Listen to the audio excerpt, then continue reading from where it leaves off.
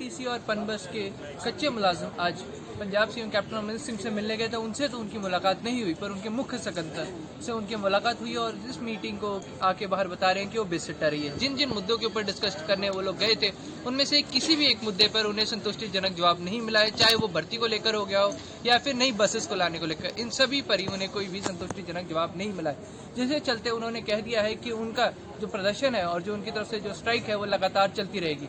जो कुछ बसेस चल रही है उनके ऊपर कहना है कि ये पक्के मुलाजिम चला रहे हैं और वो भी कुछ गिने चुने ही मुलाजिम रह गए। अब ये देखना होगा कि उनकी दोबारा एक मीटिंग होनी है और उस मीटिंग में डिसाइड होना है कि आगे क्या रणनीति रहने वाली है। क्या वो फिर से पंजाब सीएम कैप्टन अमरिंदर सिंह के घर का घेराव करेंगे या फिर और कोई इससे भी बड़ा प्रदर्शन कर सकते हैं। चंडीगढ़ से Amit Kumar, ANB news.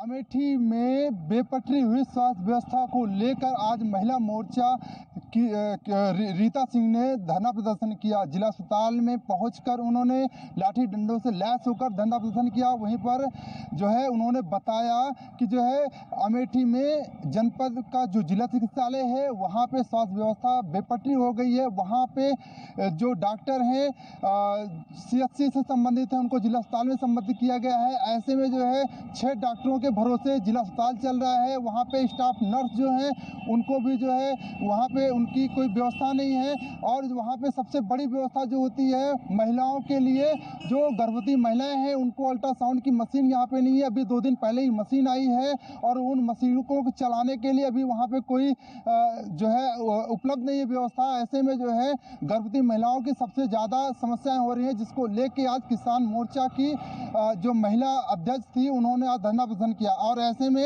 CMO को ज्ञापन भी दिया है। अब देखने वाली बात ये होती है कि आखिर जिला अस्पताल को कब पूरी व्यवस्था मिलती है और कब जो है वो पूरी तरीके से रन होता है, क्योंकि लगातार ये ऐसी घटनाएं होती हैं जिनमें जो है डॉक्टर नहीं मिल पाते हैं। 6 डॉक्टरों के भरोसे पूरा जिला अस्पताल चल रहा है, जिसमें कि कई डॉक्टर होने चाहिए। ऐसे में यहाँ पे कहीं ना कहीं असुविधाओं का बोलबाला दिखाई पड़ रहा है। कैमरामैन संजय यादव के साथ राजकुमार जायसवाल, ANB न्यूज अमेठी।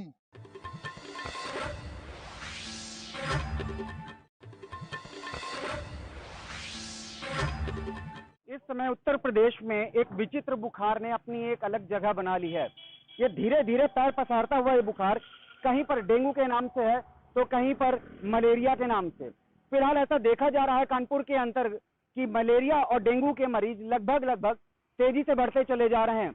वहीं कानपुर में कोरोना की दूसरी लहर लगभग समाप्त हो चुकी है और वर्तमान में पूरे दिन में 1 या 2 मरीज ही कानपुर में कोरोना पॉजिटिव निकल के आ रहे हैं। ऐसे में डेंगू का जो पैर पसारता हुआ स्थान जो मिल रहा है कानपुर के अंदर, उसका सबसे अहम कारण है गंदगी। जमे हुए पानी में ही मादा एडीज मच्छर के लार्वा पनपते हैं और ये मच्छरों का जीवन काल 1 सप्ताह से 2 सप्ताह के बीच होता है। लेकिन शुष्क मौसम में, जो बारिश का मौसम है, ऐसे में इनके जो अंडे होते हैं 1 साल तक जीवित रह पाते हैं। कानपुर में लगातार स्थितियां विकट होती जा रही हैं डेंगू की। मैं इस समय कानपुर के माही हॉस्पिटल में खड़ा हूं। ये एक प्राइवेट हॉस्पिटल है। इससे पूर्व में हम लोग सरकारी हॉस्पिटल में भी इसकी जांच पड़ताल कर चुके हैं। NB की टीम इसकी जांच पड़ताल कर चुकी है। आज प्राइवेट अस्पताल में भी स्थितियां कुछ ऐसी ही देखने को मिली कि कानपुर में भी डेंगू के मरीज लगभग बढ़ते चले जा रहे हैं, चाहे वो प्राइवेट अस्पताल हो चाहे वो सरकारी अस्पताल, लेकिन मरीजों के रुकने का नाम नहीं ले रही। ऐसे में प्रशासन किस तरह के कदम उठाती है ये तो वक्त ही बताएगा। फिलहाल सफाई को लेकर के कानपुर में अभी भी शून्य स्थिति पर नजर आ रहा है। कैमरा पर्सन सत्यम गोस्वामी के साथ अनुज तिवारी, ANB न्यूज।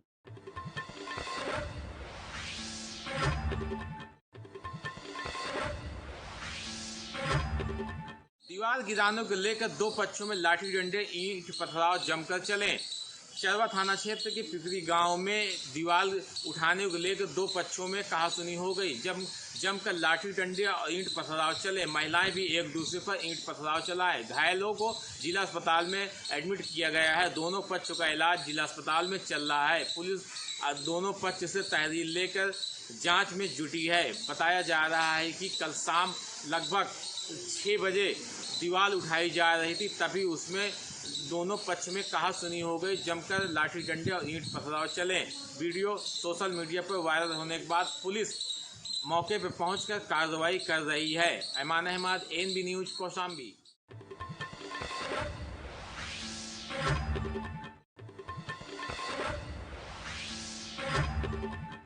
के मुख्यमंत्री योगी आदित्यनाथ ने सख्त आदेश दिए है कि महिलाओं के मामले में पुलिस प्रशासन गंभीरता से कार्य करे, लेकिन गाजियाबाद के विजयनगर कोतवाल मुख्यमंत्री और जिलाधिकारी एसएसपी के आदेशों को भी ठेंगा दिखा रहे हैं।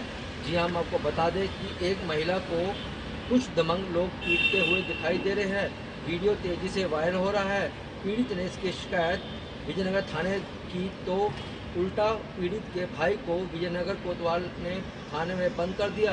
जी हाँ, आपको बता दें कि पीड़ित महिला ने इसकी शिकायत मुख्यमंत्री से की है और गाजियाबाद के एसएसपी से भी लिखित में शिकायत की है। देखना यह होगा कि अब पीड़ित को न्याय कब तक मिलेगा।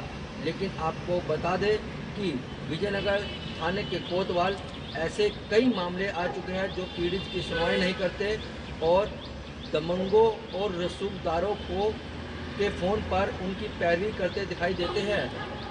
पीड़ित का कहना है कि कोतवाल ने हमें थाने से भगा दिया था। अब देखने वाली बात यह होगी कि यह पीड़ित महिला को कब न्याय मिलेगा, यह तो आने वाला समय ही बताएगा। लेकिन कहीं ना कहीं विजयनगर कोतवाल अपने एसएसपी, डीएम, मुख्यमंत्री के आदेशों को ठेंगा दिखाते नजर आ रहे हैं। गाजियाबाद से कैमरा पर्सन सोनू के संग मैं परवीन अरोड़ा, एएनबी न्यूज के लिए।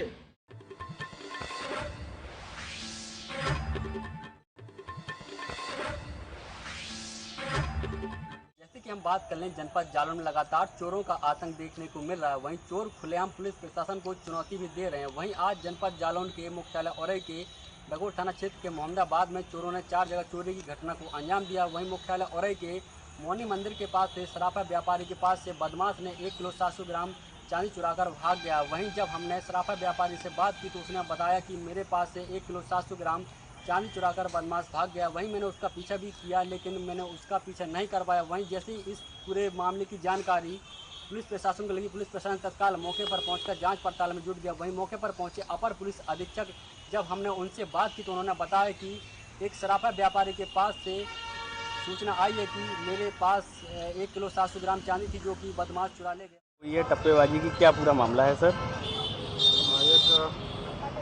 ये सुनार है नीरज सोनी, ये जा रहा था और उसके बाद जो तहकीकात की गई है, किसी ने पैसे फेंक दिए हैं। पैसा उठाने के चक्कर में इसकी मोटरसाइकिल पे जो बैग लगा था उसमें कह रहा है कि चांदी 1 किलो कुछ ग्राम बता रहा है। वो चांदी किसी ने उठा लिया। अब पीछा करने की भी बात कर रहा है, इसकी हम तस्दीक कर रहे हैं। सीसीटीवी फुटेज दिखा दे रहे हैं, हमारे टीम लगी हुई है, इसको जल्दी बताओ। वहीं इस पूरे मामले में पुलिस प्रशासन जांच पड़ताल कर रहा है। जल्द ही आरोपी की गिरफ्तारी की जाएगी। ANB news Mangrajpur Jalaun.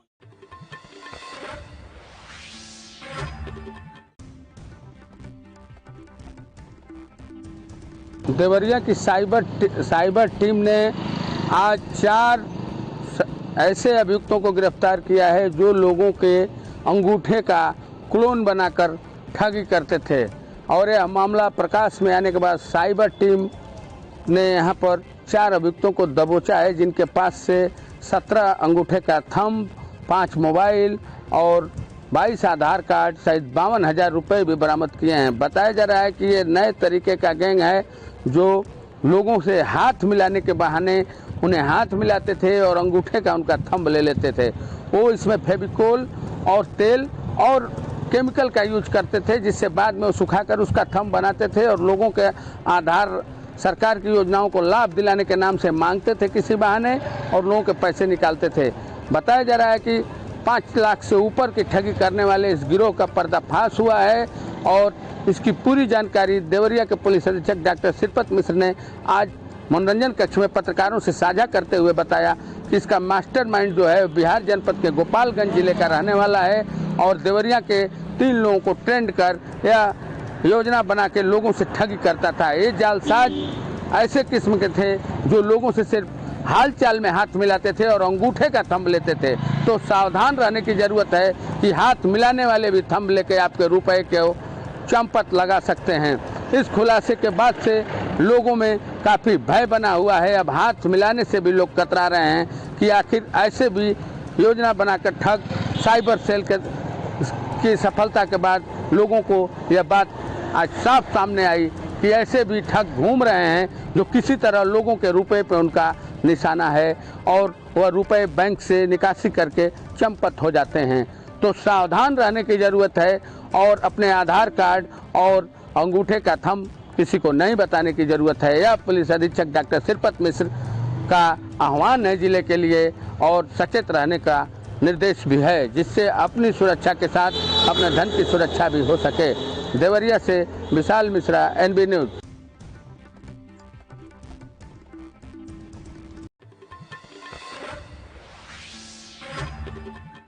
मुक्त भारत होने के लिए पुरजोर कोशिश में लगी हुई है। वहीं दूसरी ओर सरकारी मुलाजिमी हैं जो सरकार की इन मंसूबों पर पानी फेरते साफ नजर आ रहे हैं, जिसका जीता जागता सबूत आज देखने को मिला।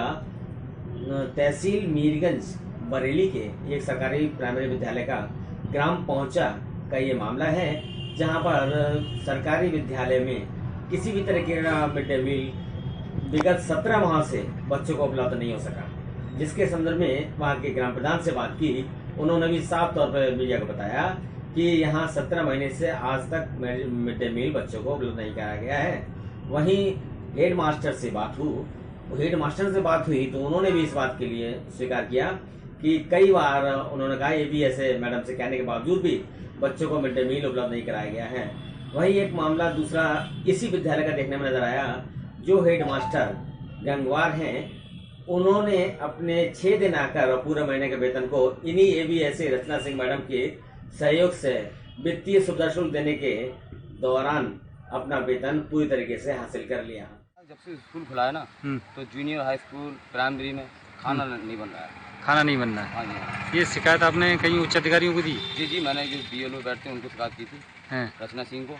हैं। उन्होंने कहा कि माँ साहब बीमार हैं, अच्छा है ना, इस स्थिति में वो नहीं बना सकते। मैंने कहा इनकी जिम्मेदारी किसी और को दो, और भी टीचर है वहाँ पर। उन्होंने कहा चलो हम देखते हैं। मुझे माँ साहब से कहते हुए काफ़ी समय हो गया। माँ साहब से मैं कहता हूँ माँ साहब कि इसकी कुछ ना कुछ इसकी व्यवस्था आप बना के रखो, और आप अगर बीमार हो तो इसकी जिम्मेदारी किसी और को दो, और भी टीचर हैं यहाँ पर, इसकी जिम्मेदारी कोई और टीचर निभाएंगे। वो कहते हैं कि हम देख लेंगे। तो अभी तक तो माँ साहब ने, और बच्चे दोपहर में रोडों पे घूमते हैं, इधर उधर गांव घूमते हैं। अगर किसी बच्चे का एक्सीडेंट हो जाए, रोड पास में है, इसका जिम्मेदार कौन? ये क्रम आज से नहीं कई महीनों से बदस्तूर जारी है। ANB न्यूज बरेली से अनूप राय की रिपोर्ट।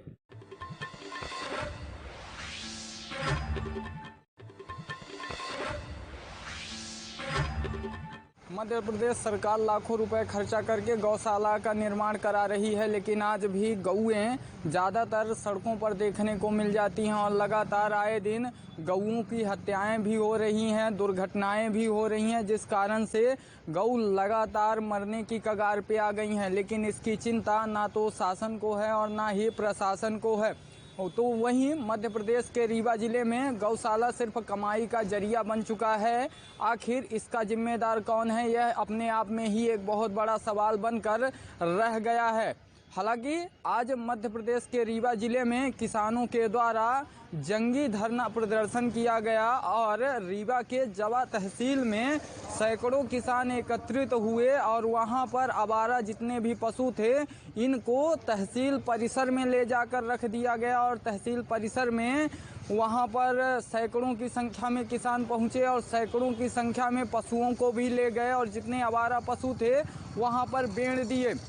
हालांकि इस पर जवा तहसीलदार के द्वारा कांग्रेस कार्यकर्ताओं को और किसानों को आश्वासन देते हुए कहा गया कि जल्द से जल्द इसका निराकरण किया जाएगा। वहीं त्योंथर SDM ने किसानों का ज्ञापन भी लिया। हालांकि किसानों ने 7 सूत्रीय मांगों को लेकर अपना ज्ञापन सौंपा है।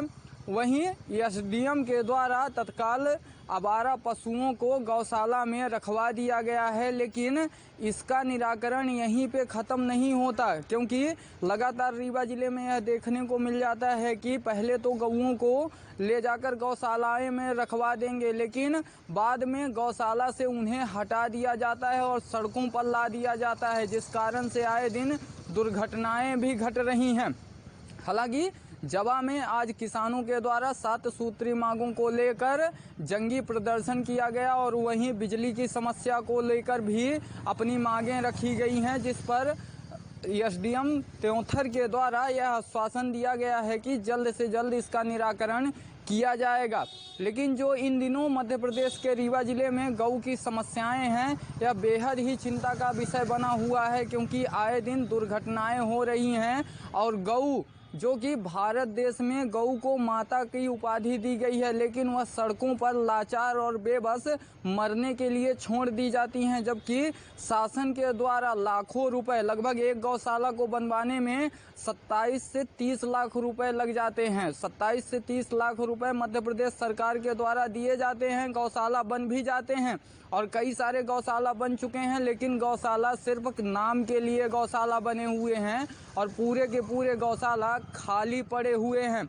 यह एक बेहद ही और बड़ा सवाल बनता है कि आखिरकार मध्य प्रदेश सरकार तो गौशाला का निर्माण करवा देती है, लेकिन फिर भी जितने पशु हैं वह सड़कों पर बेबस मरने के लिए क्यों आ जाते हैं।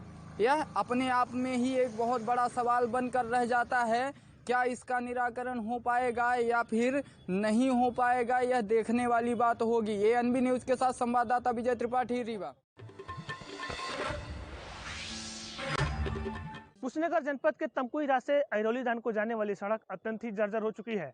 इस सड़क के पुनर्निर्माण को लेकर तरिया सुजन थाना क्षेत्र के भुलिया बाजार में एक व्यक्ति के द्वारा लगातार धरना प्रदर्शन दिया जा रहा है। यह धरना प्रदर्शन अब भूख हड़ताल में तब्दील हो चुका है। वहीं आज अधिक संख्या महिलाएं पहुंची और इस धरना प्रदर्शन का समर्थन किया। सिर्फ इतना ही नहीं, महिलाओं ने तमकुही अहिरौली धाम मार्ग को भी भुलिया बाजार में जाम कर दिया। इसकी सूचना पर एसडीएम पुलिसकर्मियों के सहित मौके पर पहुंचे और लोगों को जाम खोलने और धरना प्रदर्शन को खत्म करने की मांग की। लोग नहीं माने तो पुलिस देश पर जबरन लोगों को टैंकर गाड़ी में बैठा लिए और अपने थाने ले गए। हालांकि इसके बाद से तमाम तरह की बातें भी सामने आ रही हैं। लोगों का कहना है कि शांतिप्रिय तरीके से हो रहे धरना प्रदर्शन को लेकर जिस प्रकार से प्रशासन ने रवैया अपनाया है, वह निश्चित तौर पर इसका आने वाले समय में जनता पूरा जवाब देगी।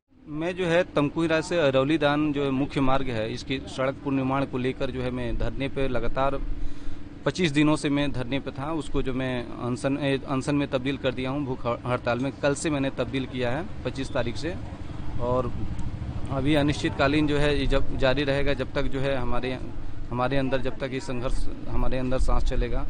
सरकार जो है इस पे गंभीर नहीं है, क्योंकि बीते 3 वर्षों के दौरान 2 बार इस सड़क पे जो है टेंडर हुए थे, लेकिन वित्तीय स्वीकृति न मिलने के चलते यह टेंडर निरस्त हो गया।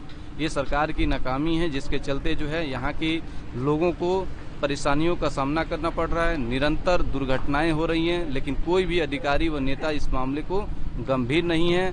और उसके बाद से ये लोग कानून का गलत दुरुपयोग करने के लिए जो आंदोलन करते हैं, जो अपनी बात को जो है लोकतांत्रिक तरीके से रखते हैं, जो अपनी संवैधानिक तरीके से रखना चाहते हैं, उनकी आवाज़ को ये लोग दबाने का काम करते हैं। लिहाजा जो है उसी वजह से हम बैठे हुए हैं कि हमारी मांगे जो है पूरी की जाए, क्योंकि यह सड़क जनता से जुड़ा है और ऐसे में जनता की इन मांग को भी अगर प्रशासन नहीं सुनती है तो कहीं न कहीं इस पर बड़ा सवाल खड़ा होता है। एएनबी के लिए कुशीनगर से राजकुमार गिरी।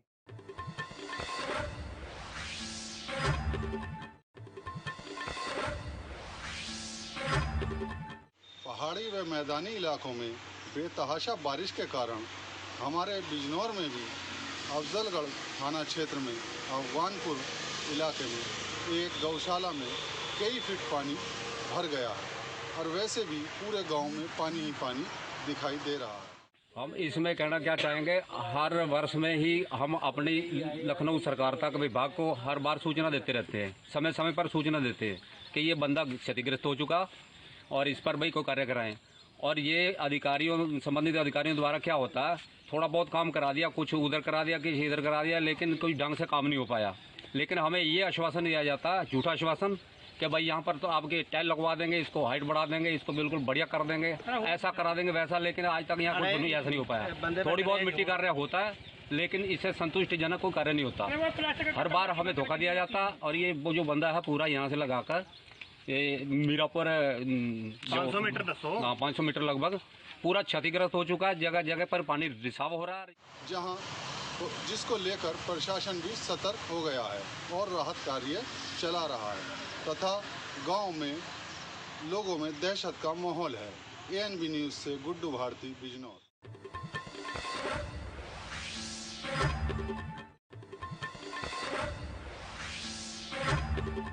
पूछा जनपद के जिला पंचायत सभागार में कुपोषण तहत के अभियान के द्वारा कार्यक्रम का आयोजन किया गया। इस कार्यक्रम के मुख्य अतिथि जिलाधिकारी मिर्जापुर है तथा विशिष्ट अतिथि के रूप में रत्नाकर मिश्रा विधायक शहर है। वही आपको बता दें कि 1 सितंबर से 30 सितंबर तक यह कुपोषण के तहत अभियान कार्यक्रम चलेगा। गांव-गांव घर जाकर लोगों को जागरूक करेगी आंगनबाड़ी बहनें। वही आपको बता दें कि कोई भी गर्भवती महिला हो या बच्चे हो, कोई भी कुपोषित न रहे, सब स्वस्थ रहे। सितंबर माह है, इसमें 1 से 30 सितंबर तक पोषण माह का आयोजन किया जा रहा है और इसका जो उद्देश्य है, जो हमारे कुपोषित बच्चे हैं उनका कुपोषण दूर करना है। इसके लिए अभी हमने पहले वजन दिवस मनाया था और वजन दिवस के अंतर्गत अभियान चलाया गया था। उसमें हमने जो अति कुपोषित और कुपोषित बच्चे हैं, जिनको लाल श्रेणी और पीली श्रेणी के बच्चे कहते हैं, उनका चिन्हीकरण किया है और इस माह को मनाते हुए हम उनके कुपोषण को दूर करने का प्रयास करेंगे। और इसमें जैसे जो हमारा पोषण पुनर्वास केंद्र होता है, उसमें भी इन बच्चों को भर्ती कराते हैं। यह सरकार की मंशा है। मिर्जापुर से एनबी न्यूज संवाददाता राम कुमार सिंह।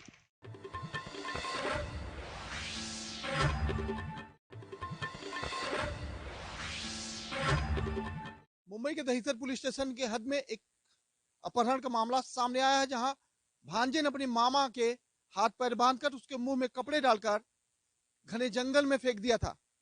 घटना की जानकारी मिलते ही मुंबई की दहिसर पुलिस ने उस शख्स को हिरासत में लिया और नजदीकी हॉस्पिटल में ले जाकर उसका इलाज करवा रहा है।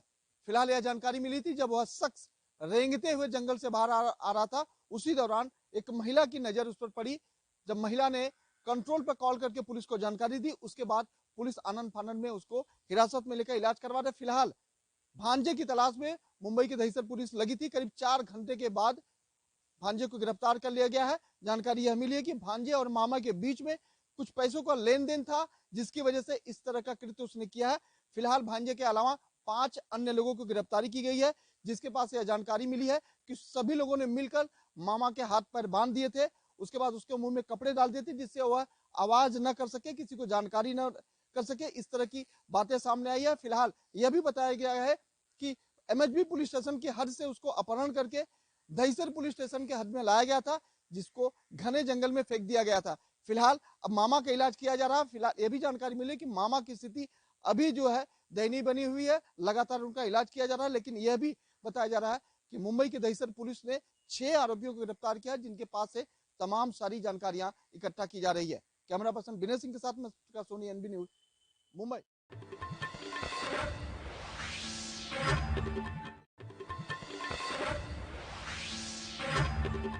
2022 के विधानसभा चुनाव को देखते हुए सभी राजनीतिक पार्टियां प्रबुद्ध वर्ग को रिझाने में जुटी हैं। अगर बात की जाए भारतीय जनता पार्टी की, तो भारतीय जनता पार्टी भी अब पूरे उत्तर प्रदेश में प्रबुद्ध सम्मेलन करके प्रबुद्ध वर्ग को रिझाने में जुटी है।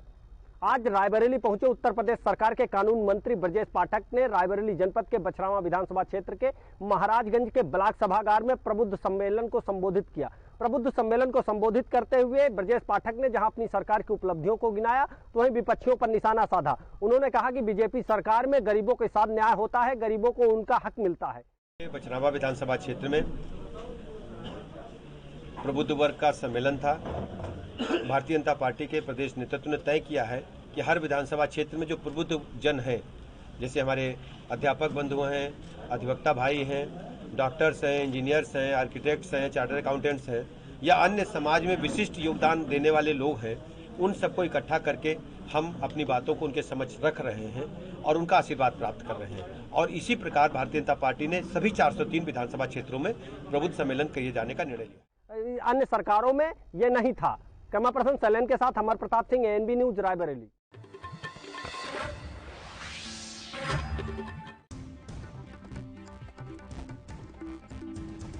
यूपी के जनपद हाथरस में देर रात अज्ञात पशु चोरों ने एक पशुपालक के घर धावा बोल दिया और पशुपालक के साथ जमकर मारपीट की। साथ ही अज्ञात चोर लगभग 1.5 लाख रुपए की 2 भैंस चुराकर मौके से फरार हो गए। वहीं घायल पशुपालक को अस्पताल में भर्ती कराया गया, जहां डॉक्टरों ने उसकी हालत गंभीर देखते हुए आगरा मेडिकल के लिए रेफर कर दिया।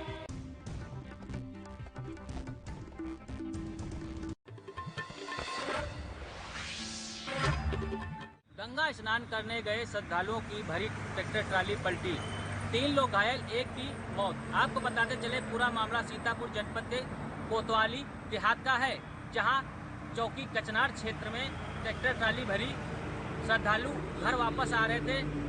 नौवा नेवादा गांव से ये ट्रैक्टर ट्राली कल गई थी गंगा स्नान करने और ट्रैक्टर ट्राली वापस घर आ रहे थे कि अचानक स्टीयरिंग फेल हो जाने के कारण ट्रैक्टर ट्राली खाई में जा गिरी, जिसमें 4 लोग गंभीर रूप से घायल हो गए, जिन्हें आनंद फानंद जिला अस्पताल पहुंचाया गया। वहीं ट्रैक्टर ड्राइवर की जिला अस्पताल में मौत हो गई, जिसके बाद कई जो उसमें श्रद्धालु थे उनको हल्की फुल्की चोटें आई, जिन्हें घर वापस भेज दिया गया। वहीं एक की हालत गंभीर बताई जा रही है। यहाँ जिला अस्पताल में उसका इलाज लगातार चल रहा है। कैमरा पर्सन श्याम गुप्ता के साथ अनूप पांडे, एनवी न्यूज सीतापुर।